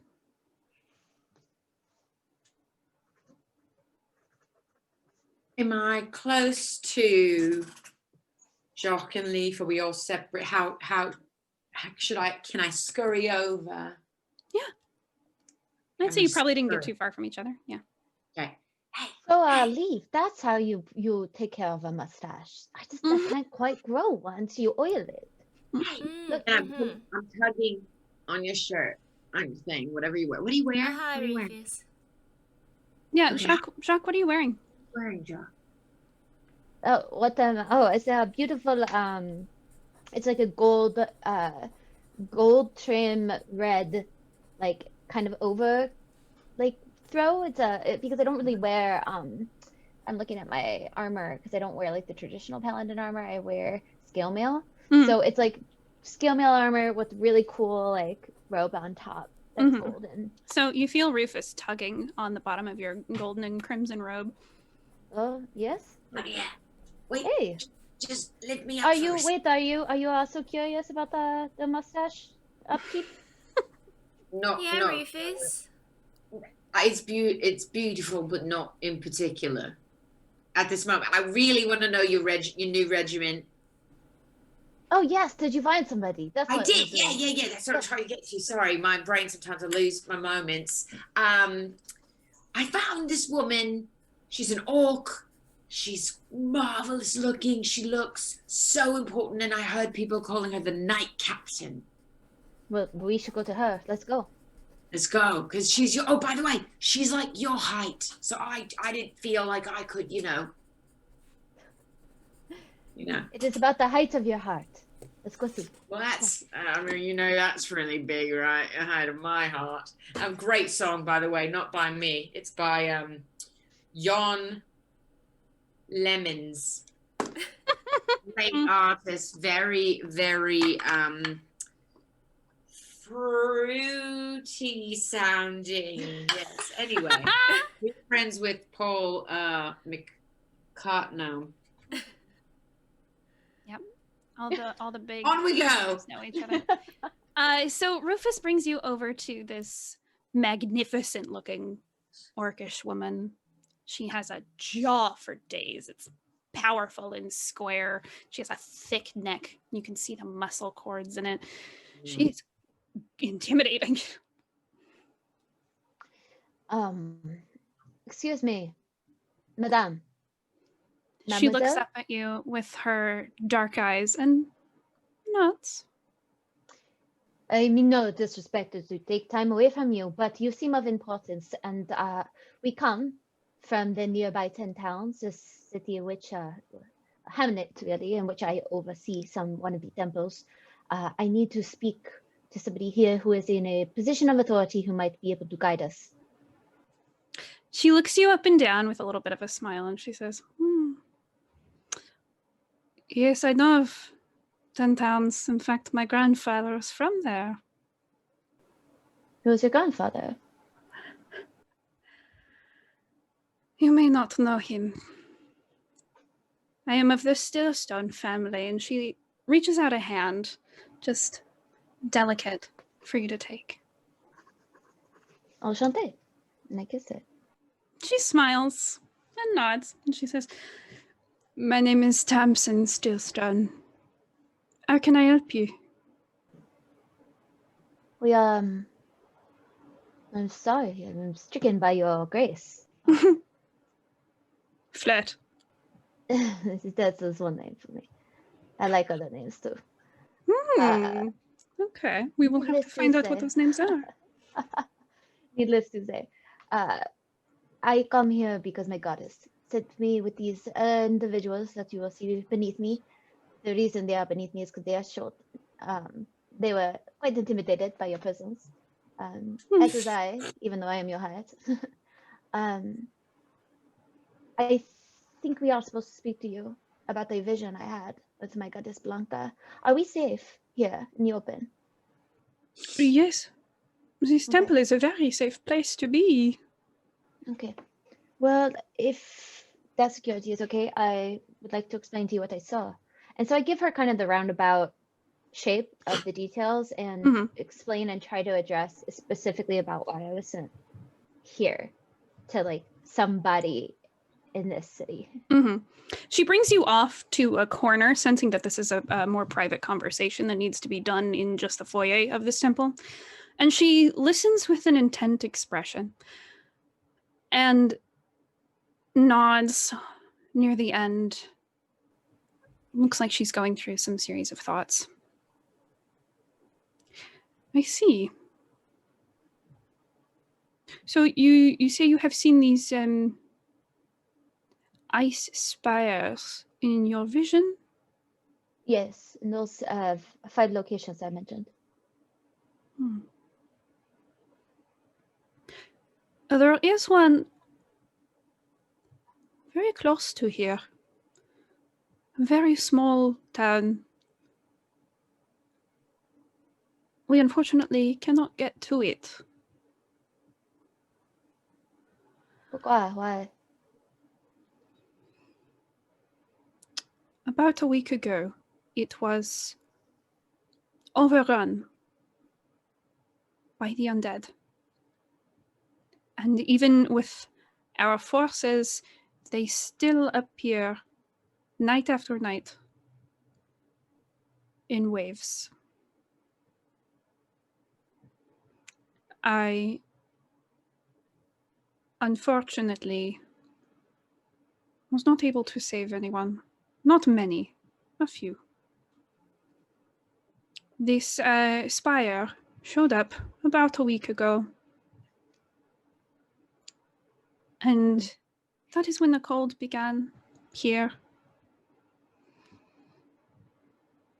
I can tell you how to get there, but I would not recommend it. It is very dangerous. Well, I think we have to. At least I do. I understand.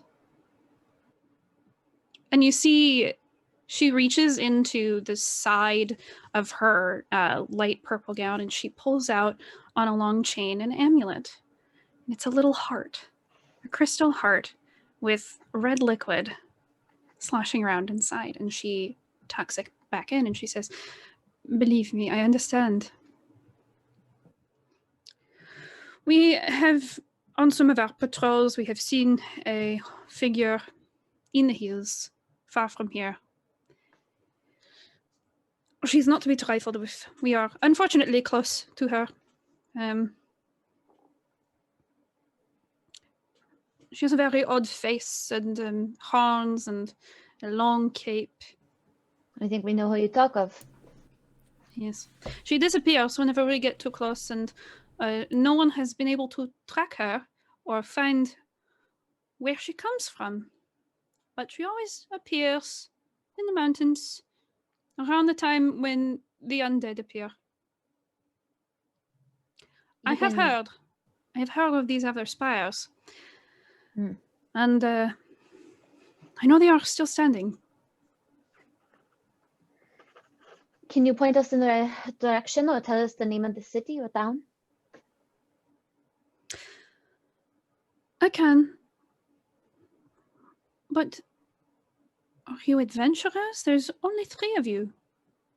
We have another party who are currently lost in the waves of the book at the library. Yeah, they're at the you know library. how sometimes when a page comes over you and they just it's all consuming and you I don't understand. know how to. Yes. We have one with a big mind. And Nurturing a big hippopotamus. Quoi? Don't worry about it. You know, it's a big pig. It's a big metal animal.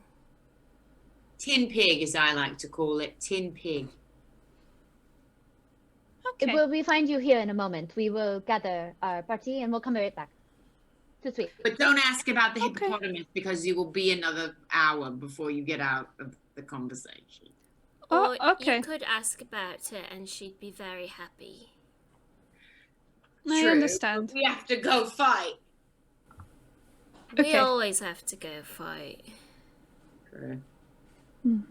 Thank you for your time, your honesty, and your heart. We'll be back, Night Captain. Thank you. Leaf's gonna do like a little bow. She laughs a little bit and nods in return. And I just say, by the way, you're marvelous looking. Someone needs to tell you everything is working its way to the right place. Thank you. Just so you know. I try. Thank In you. the most respectful way, of course. Oh, of course. I did not take it as anything else. Right. She smiles and nods. And I kind of back up.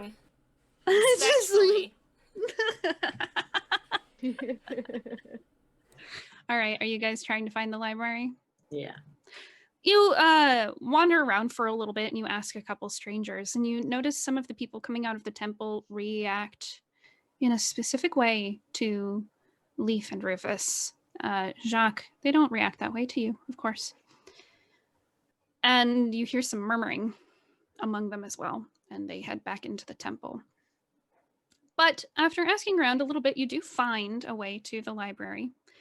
And you head in, it's nice and warm in there, and you get the scent of coffee and hibiscus, and you find yourself faced with millions of books, and shelves upon shelves upon shelves, and 3 stories full. Everybody, I want you to use your superpowers and listen to the sound of somebody being very excited about books. Superpowers? You mean magic? Yes. The super things that we can all do. Yes. I mean, you find them pretty quickly. I smell the scent of a croissant that is not Nanette's. And It is a strange person's croissant. But you do manage to find them upstairs. And they're both sat at a table. You see Valara is engrossed in this graphic novel. And it seems like she's trying to memorize it. She'll open it up and read a page and then close it and then try and recite it. She does this over and over. And you see Daisy with her nose just in a book, consumed by it. I don't want to be disrespectful. How do I tell your friends to stop being so smart for 5 seconds? They're too smart for me. Oh, Leaf's just Right, gonna how do walk I- up and walk up to Daisy and be like, "Did you find anything?" Oh, I found so much information. This library is just full of books, full of information. Good. I think that's what it's supposed to be. Yeah. Did you learn anything? Oh, me? No. Oh, No. No, I know you've learned so much about the festival. We've learned a lot about the festival. What have you guys learned? Oh, I thought you were Reading asking out loud. Daisy too. I've been with her. She reads out loud sometimes, so you know exactly what she's been through.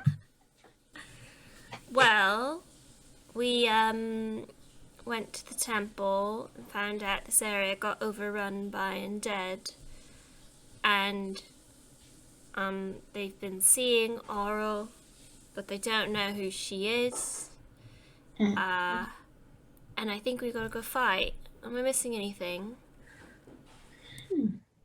wait, so we're going to go fight the undead at the Spire. Yeah. Is that- Right? And Leaf's gonna turn back to Jacques. That seems to be the general, at least trying to figure out or investigate where this undead is coming from, stop them in some capacity. I think we have to go to one of these locations I saw in my mind and get some information. But that's Did they the only say lead I have.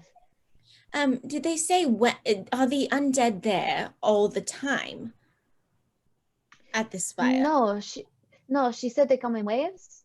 That I think it was at night or sometime, and then they fought them off, and then they returned. So they seem to be coming in droves. Is it possible for us to go at one of their off hours? Maybe she can give us information about that. She seems to understand better. Maybe send people. I'm sorry, who is she? Oh, her name is Knight Captain.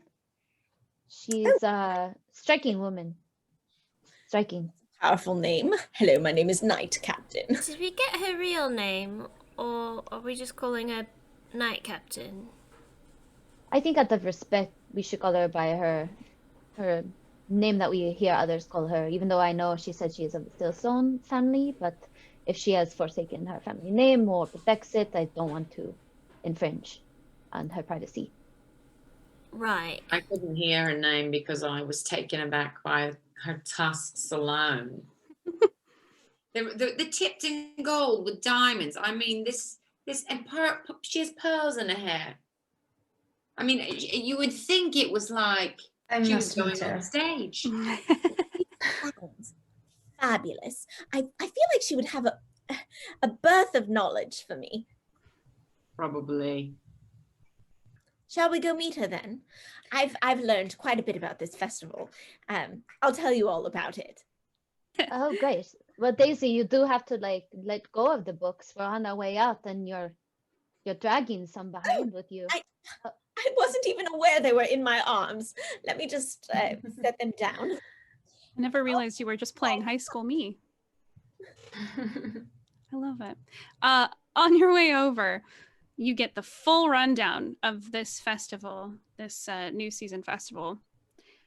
And Jacques leads Valara and Daisy to this massive, intricate temple of white marble on the inside. It's exquisite.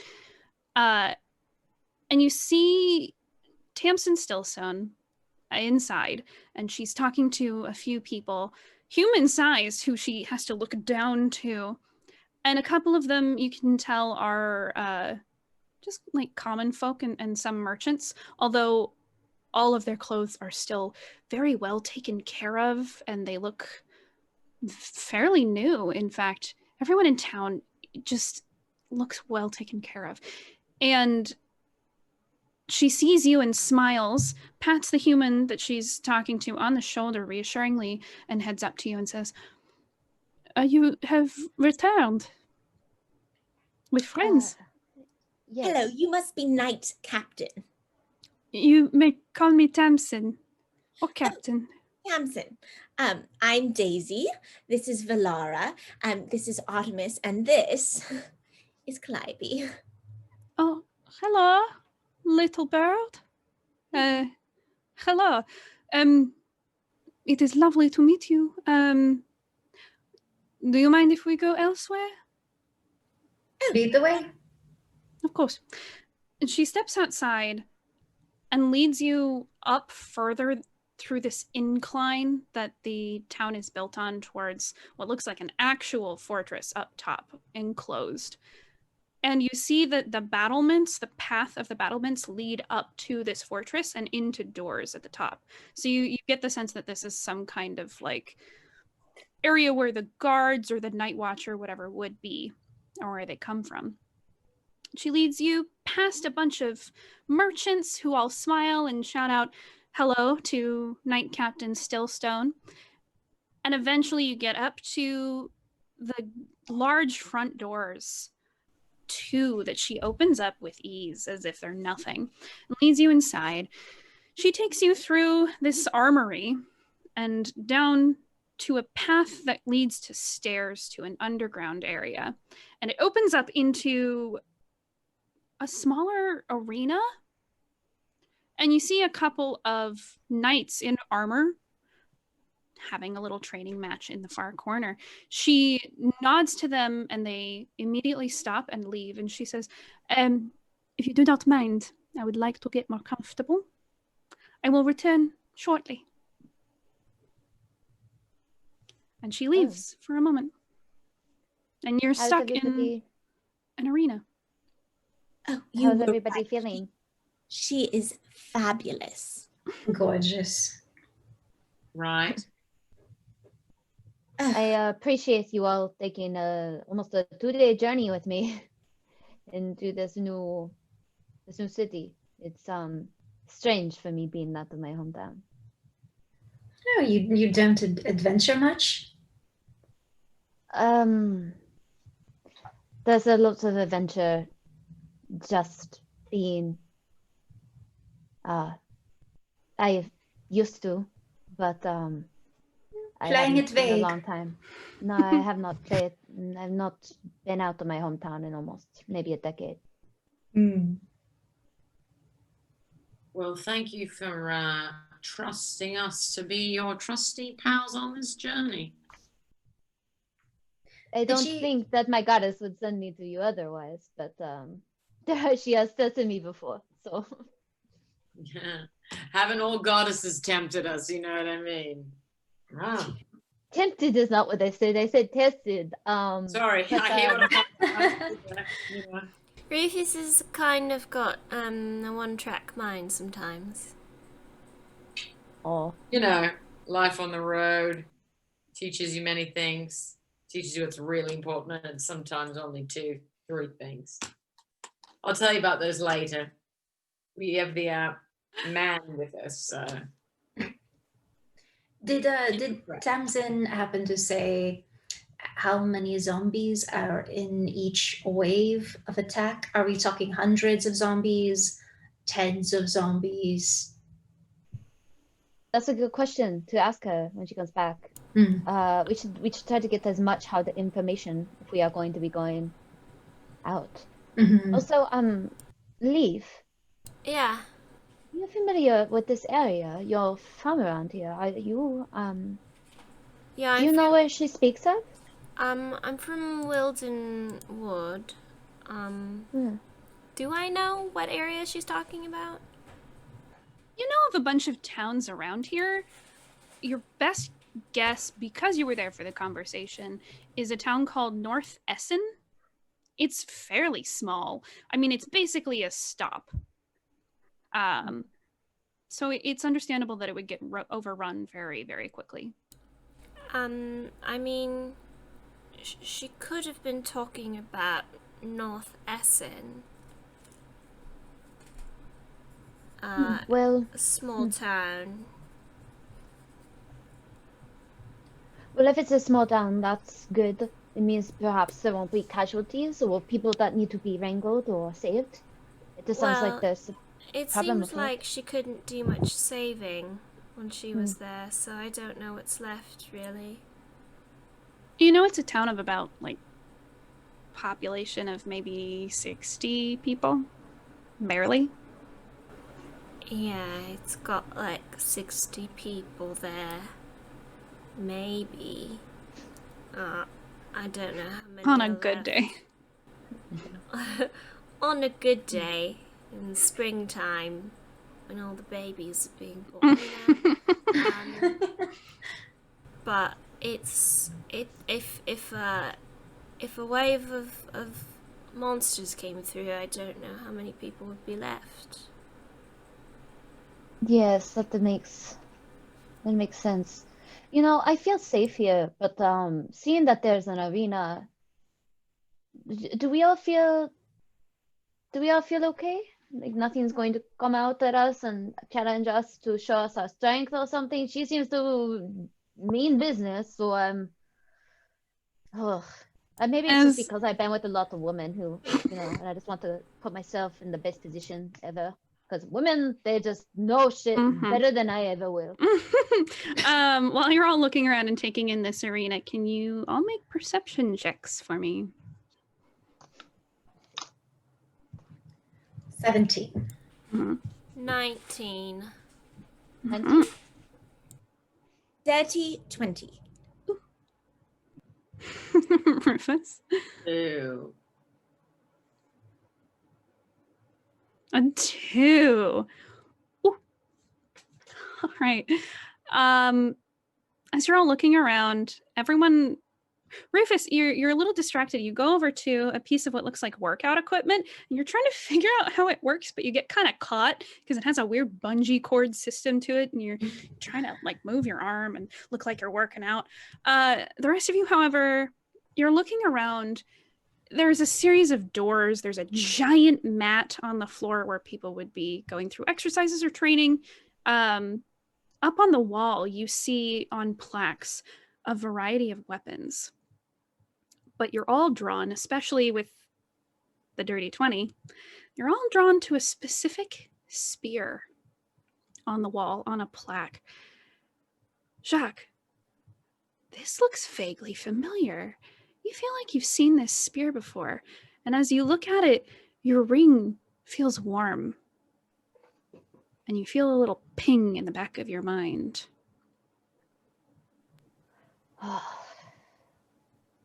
Everybody.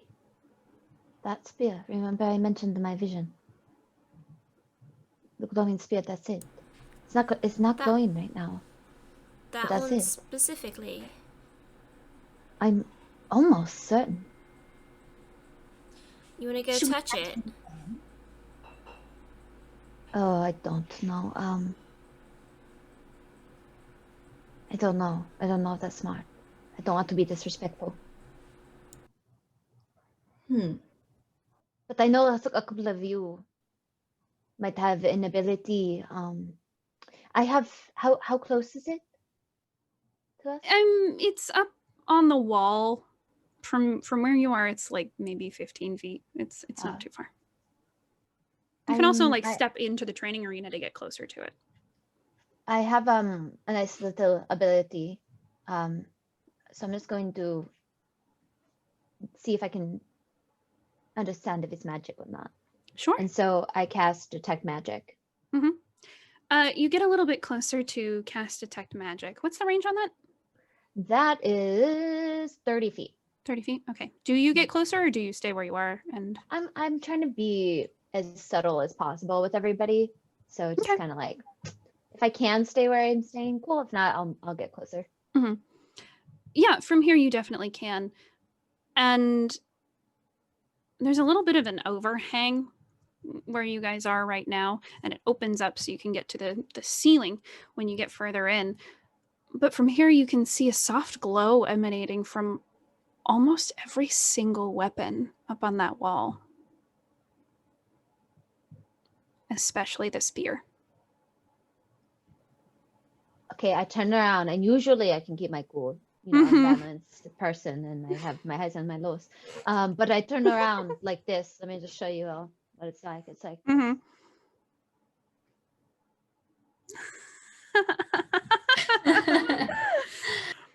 Very subtle.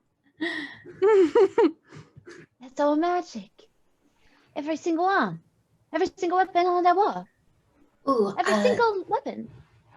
are they up for grabs? They're up on plaques. So it looks like, if you go into like a dojo or something, or some kind of like a basketball arena, and you see they have like someone's jersey in a frame up on a wall and it has a little plaque. It's like that. It has that same feel, and each one has a plaque underneath it. They're not necessarily like you can reach up and grab them. They're a little bit higher. How many? A lot. Oh, so we have a pick. Sure, if you want to take them. No. If there's a way to earn these, or to maybe there's some sort of transaction we can make to wield these weapons to go forward in our battles, because I don't think I'm equipped, at least with a weapon that I feel more safer with than my spiritual weapon, which you saw earlier that I cast. But would these all benefit us? Are we all weapon? They Yes, might. when she returns, we can ask her about them. How about that? We won't steal them. As much as I... What do the plaques say, though? Yeah, what do the plaques say? Do you get up there to read them? I don't know if I can see them from here. You'd have to move closer. read them. But Valara is particularly drawn to a beautiful metallic boomerang that looks engraved like a beautiful little mother of pearl silver pistol from the Mexican War. Like something, just a beautiful, like, kind of, do boomerangs exist here? Okay. Okay, yeah. Sure. Yeah, there's a mother of pearl boomerang off to the side. And you see a name underneath. It's just a generic human name. It's very high up, but you can at least read the plaque. It's large enough font. Yes, I can't quite read from here. I also don't speak or read many languages. So if somebody else has a fine eye and a knack for languages, maybe you can discern more information. Unfortunately, let me see. No, too far for me to read. You can just walk into the open floored arena and mill about and look at these plaques. I'm looking. Get closer. So, Valara, at least if you're going around and looking, you notice that there are names attached to every single one. And as you go on, you recognize a couple of the names. They're heroes. And I'm not talking like, oh, the person in town that that saved the day one time. I'm talking about heroes. These are people that would have been heard of throughout the continent. And you actually see a name that you recognize. There's a beautiful longsword up on the wall. And underneath it says, Levon Dure. Come look. And I beckon everyone over. You all see this beautiful greatsword with Levon's name on it. Wait. I found our boy's sword. Oh, Who's this? Levon. We met him in the Plane of Penitence. And He was the Seat that we accidentally just thrown. Well, we're all friends now. Yes, we parted on very good terms. Does anyone go and look at the spear? Yes. Yeah? All right. Daisy, you go to look at the spear. And this is also a name that seems familiar to you. You see the name Bear Stillstone. Bear Stillstone. And as you read that plaque from behind you, you hear, "That was my father's, And Tamsin has stepped out from the side room, now decked in a full suit of armor and wielding her massive sword. She crunches her neck from side to side. You notice she's taken the pearls out of her hair and it's pulled back into a high bun that will be out of her face. She smiles to all of you and she says, "So, you are going on an adventure?" This is what you say when you say you want to get into something more comfortable. Yes. Why do you laugh? Oh, no reason. It's because armor, it's metal. It just doesn't seem like the most comfortable. When I say I'm going to go put on something comfortable, it's like a fuzzy, blanket. Comfort for different people has different meanings. I feel comfortable when I am protected. Absolutely. It makes all the sense in the world. Now that spear was your father's, you say? Yes. The spear, there's something important with it. Could we borrow some of these for our adventure? We will give them back, barring any, Do you understand what these are? They look very powerful. They're very successful weapons belonging to very successful people. They are So symbols of hope for the and people in this town. symbols. You would be able to borrow one if you prove to me you are worthy. However, and she raises her sword at all of you, I must first know why a band of undead with a rogue cleric is in my town. And that's where we're going to stop the episode. Well,